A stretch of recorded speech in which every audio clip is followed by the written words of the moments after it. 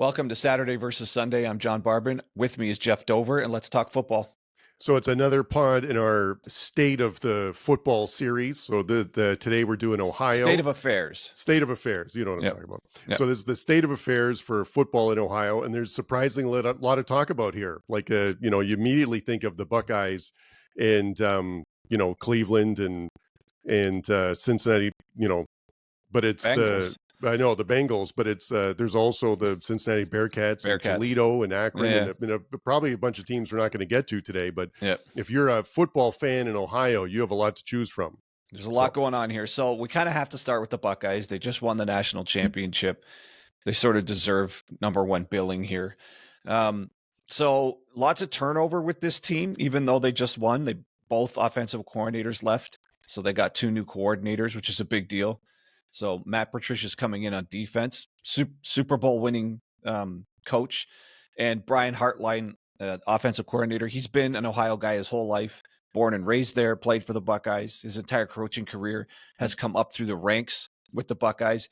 And it looks to me like this is the situation where he'll be the successor to Ryan Day. If Ryan Day continues success there, it kind of looks like they're going to want this guy to take over. If he does well as OC, I could see him being like the future next coach here, like the coach in waiting, so to speak.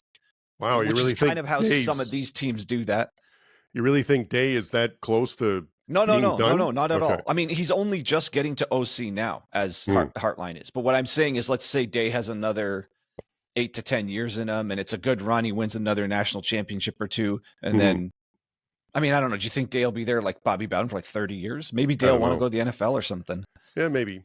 I think that when I think of Ohio State this year, it's really they're everyone expects them to be really good. Yeah. They're almost favored to win the national championship again this year, and they're going to have a new starting quarterback. That's rare. That's rare that you have someone getting essentially their first playing time. Yeah. I mean, he's supposed to be good. Sayin is supposed to be good. So, but it's rare to be that favored, to be considered that good, and have a new QB under center, and that just says so much about the talent around them and at every other position, basically. So go ahead.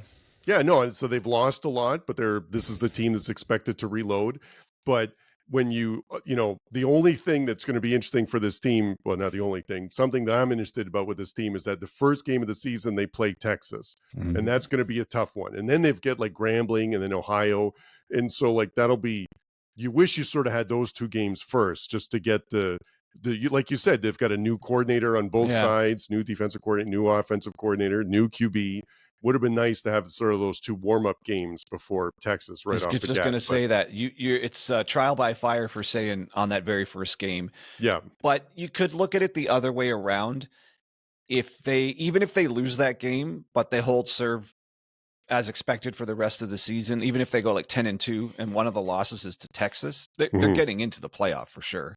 Yeah. And I guess you're going to see how he measures up right away.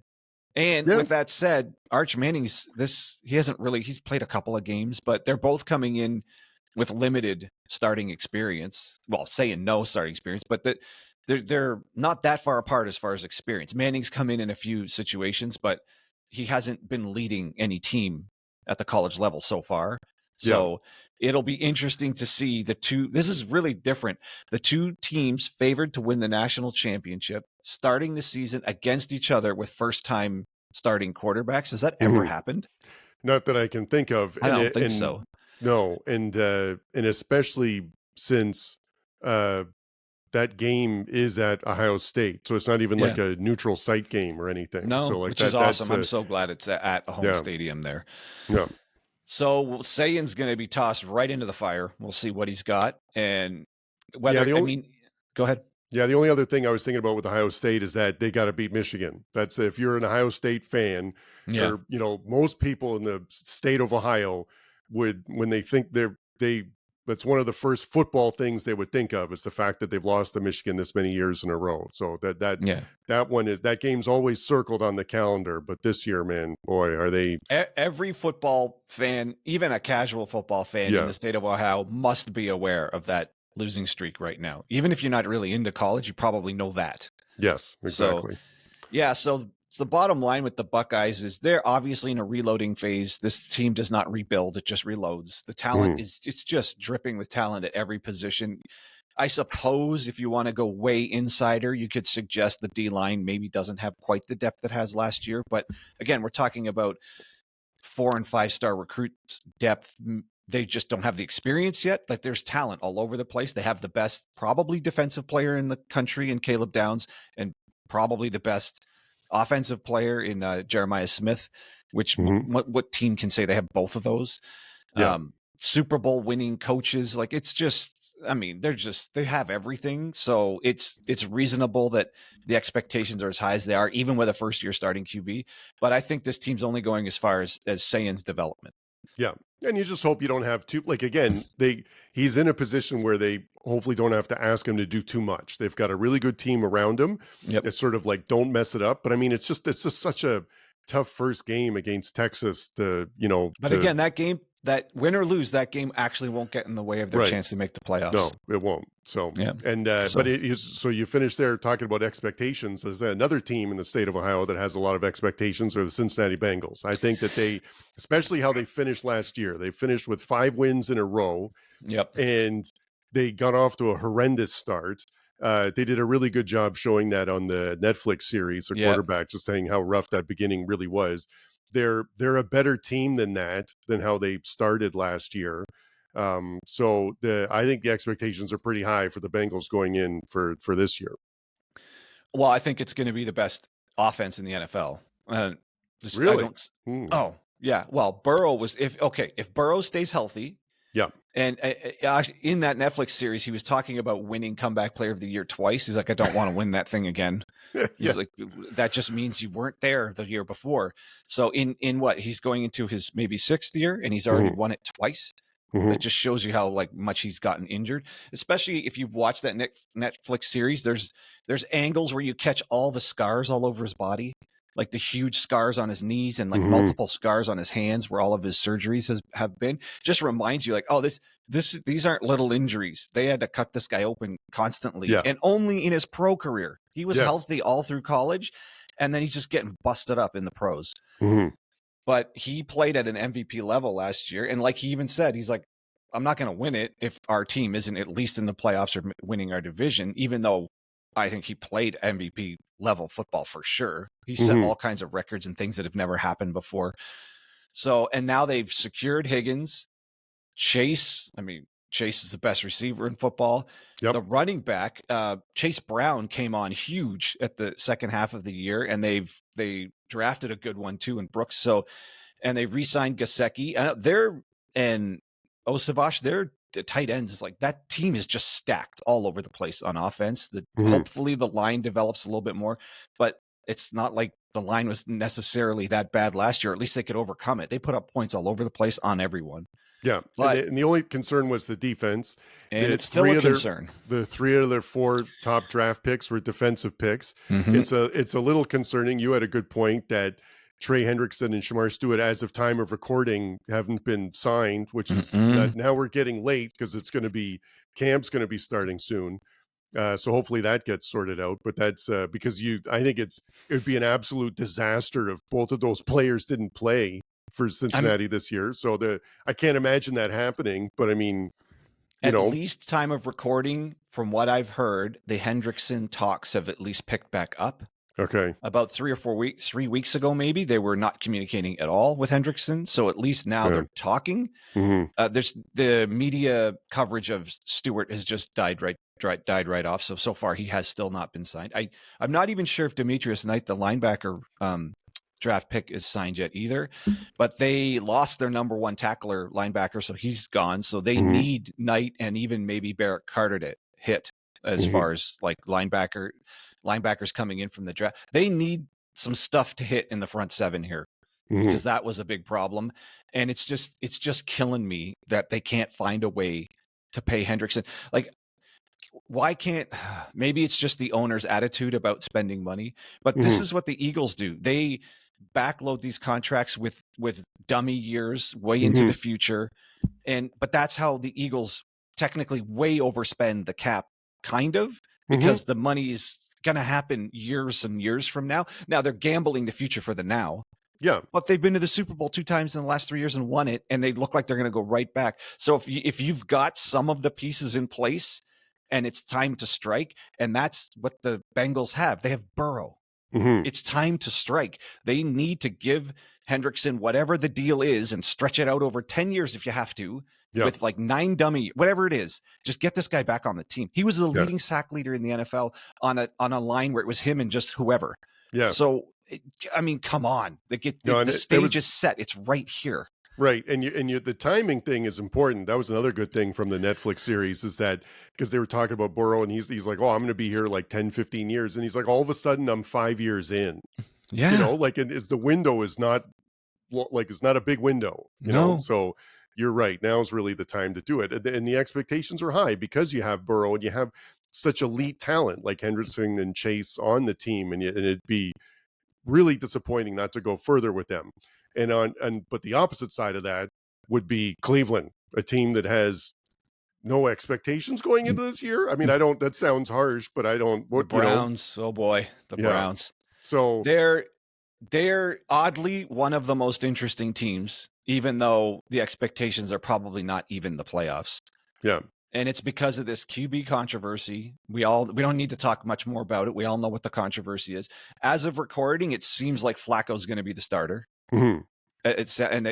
Pickett might not even be on the team, or we're not even sure. We don't know anything beyond Flacco. From what we've heard, is likely the starter. That's about what we know. The most exciting thing would be Cleveland Browns practices this year, because I would love to see Gabriel and Stewart, like who gets more time with the ones, you know, who's looking better, like in an actual NFL offense, like that, you know, like who's going to earn playing time, because one of them's going to. So preseason Hard Knocks is the Bills. They should shift that to the Browns like right now. Be amazing. It'd be way better. Amazing. Yes. The ratings would be through the roof. Yes. I mean, nobody wants to. Sure, the Bills are going to win the East again. But let Hard Knocks with the Browns, like preseason, like that's when we want to see the Browns on Hard Knocks, is this year. Yeah. I mean, they got to make that flexible. They got to switch that. I'm never interested in the preseason NFL stuff that much. But I'm moderately interested to see like what Gabriel and Stewart look like, or the Sanders, you know what I mean? So I've got Cleveland earmarked and scheduled all the preseason games. How can you not? Yeah. Like this is the controversies all over just this team and just that quarterback room. And you say controversy, that was as of today, Judkins was just arrested or something on. Oh, was it just? Yeah. So like that. So Cleveland can just not escape controversy, which is for a team that absolutely doesn't need any more. And they took Judkins and Sampson. Dylan Sampson was the SEC Offensive Player of the Year running back. Yep. And Judkins, we all saw Judkins with Ohio State. That guy's a stud. So they have 2 stud running backs. We think could hit. And that's the one position that can hit right out of college. Really surprised Sampson went that late. Like, because he looked and ran like an NFL running back at Tennessee. Like they led the league in rushing, like, and it's against good competition. So I'll be shocked if he doesn't have at least 500 yards rushing this year, like as a rookie. And they took what I think is the best defensive player, Mason Graham. Yep. Yeah. And Schlesinger, the linebacker from UCLA, who should be able to step right in. Lots of analysts thought he was the smartest, best linebacker in the country. Mm-hmm. So theoretically, if they hit again, it's always if they hit. We never know if a draft pick's going to hit, but you would bank or you would guess these guys could probably contribute right away. So theoretically, they've done something to upgrade the front 7. In Myles Garrett, they just re-signed him, so he's obviously all in committed. Mm-hmm. But the other way to look at it, and to me, this is the bottom line with the Browns, you're in a division with Burrow, Rodgers, and Jackson. So you're the 4th place team as far as the QB room goes. Mm-hmm. Like right out of the gates, you're just the 4th place team. Mm-hmm. And I don't think you're going to be any better than 4th place in that division. It's just, how can you be? Well, and again, the last thing I'll say about Cincinnati and Cleveland is that their first game of the season is Cincinnati at Cleveland, right? So Cincinnati, you really want to win that one because it's a division game. You know, Cleveland, they're down. Like it's not going to be. Cincinnati is going to be favored, and then you've got Jacksonville after that if you're the Bengals. So you could they cannot start like 1-4 or 1-5 this year. Not Like again. it's got to be better. I Especially mean, you got to get those first two, because then the next two is at Minnesota, at Denver, which isn't going to be easy either. So and then they have Detroit and Green Bay. It's a rough first few games, like out of those 4 out of the 6 games. They need to win those first two. And they are gotta you get. betting on Burrow or Flacco or whoever What do you in mean? in that first game? Betting on Burrow. I think Cincinnati. But that's I think my point. That's my point. Like Cleveland, but every time they cut, and just shifting back to the Browns for a second, every time you see Cleveland in a division game, you're like, oh, they have the weaker quarterback in that game too. They always have the weaker quarterback in their division. Yes. Yeah. No, and there was a good point, because their division is pretty rough, because I think Pittsburgh, who knows what's going to happen with Pittsburgh, but Baltimore. Well, Rodgers wasn't bad last year. No, Rodgers I know. Okay, you got old guy versus old guy. That's the only matchup. If Flacco's still the starter when they're playing Pittsburgh, I still take Rodgers over Flacco. Yeah, but it's still a tough division. Like you're right, the division is tough, but so in terms of my final thoughts on the state of affairs for Ohio and football is that you got the whole gambit. You've got the heavy favorite with sort of an unproven QB and with new personnel and new coordinators. You've got no expectation Cleveland Browns, which has been one controversy after another and not sure what's going to happen. And then you got Cincinnati, who should be good, have not been. Started out slow last few years, really don't want to start out slow this year. Should be better than that. So, and then the whole host of all the other Ohio college teams that if you want to, we just can't quite get to them all. No, so the Tuesday night games, Thursday night games, you'll be able to watch. So if you're an Ohio football fan, you've got the whole gamut to cheer for this year. Yeah. I'll throw in a little bit about the Bearcats. Sorry. Yeah. Yeah. No, Satterfield's going into his third year. And Sorsby, I think the quarterback could really be something this year. His stats last year were pretty good, 18 TDs passing, 9 rushing. So if he continues to develop, that's going to be like a legitimate QB in the Big 12 in a league full of good QBs. And the other key thing with the Bearcats is they lost most of their defensive line last year to injury and probably their best player, their D tackle Corleone, to blood clots for a chunk of the year. So both their edges they lost, so they're all back. So that D line's all the way back. And they just this is an interesting point. They weren't a full share revenue in the Big 12 until this year. Yeah, that's crazy. Right? Yeah. And they also just completed their $100 million football facility. Is just beautiful. But if you look it up online, that puts them in the elite category with like Georgia and Ohio State. Like their football facilities at that level now. So they're getting the full revenue share, having the finished football facility that places them in a big conference at the elite facility level, at the elite resource level. It's all there now. The revenue's there. So like things behind the scene where you kind of just wouldn't think about it. You're like, oh, it's all there. Like it's like, so the recruiting to me should just start getting better. And now I don't know exactly what they're doing with NIL, but this year there should be enough talent there. And if Sorsby keeps developing, and it's not like he's bad, but if he gets even further than he is in a league full of good quarterback, I think they could challenge for the Big 12 title. Oh yeah, absolutely. They're in that group of teams that like you wouldn't be surprised if they beat BYU or Baylor or you know, right? Like the whole Big 12 is like that. Like you wouldn't be surprised they beat Arizona State. Like it's the So anyway, you're right. It's the returning QB. And year 3, and he's a good coach. Like this should be better than how they finished last. I think they only had like 5 wins last year. Yeah. So it was an underwhelming year, but I think 5 and 7. So I think the arrows are up for the Bearcats. So let's finish. I want to finish off with your kind of state of affairs of Ohio. Yep. The Buckeyes reloading, could be back in the national championship. But again, with our theme of question marks at QB, question mark at QB, highly rated 5-star recruit, but still hasn't started a game. Going on to the Bearcats, no question mark at QB. Sorsby's good. If he continues to develop, he'll be one of the best in the Big 12. Yep. So arrows looking up, could win the league. Yep. Browns, massive question mark at QB. No idea who's starting. Is Flacco going to start? Is he even going to make it a couple of games? Are these guys all going to be on the roster? We don't even know who's going to be on the roster. So the question mark's just all over this QB room. So we have no idea what to expect from this team. Bengals, best QB in the NFL. coming off an MVP season. If he continues, it just should roll right into another one, and a completely stacked offense. Mhm. But, and my final note here is, could this be the best half team we've ever seen? Like, could this be the best NFL offensive team we've ever seen with another mediocre defense, like just a repeat of last year? And that could be, because we don't know about Hendrickson, we don't know about Stewart, we just don't know what's going on with the defense, and we're pretty late into the summer to still not have no clue what's going on this defense. Mhm. So there's world-beating talent in Ohio, and then there's question marks in Ohio. So we don't.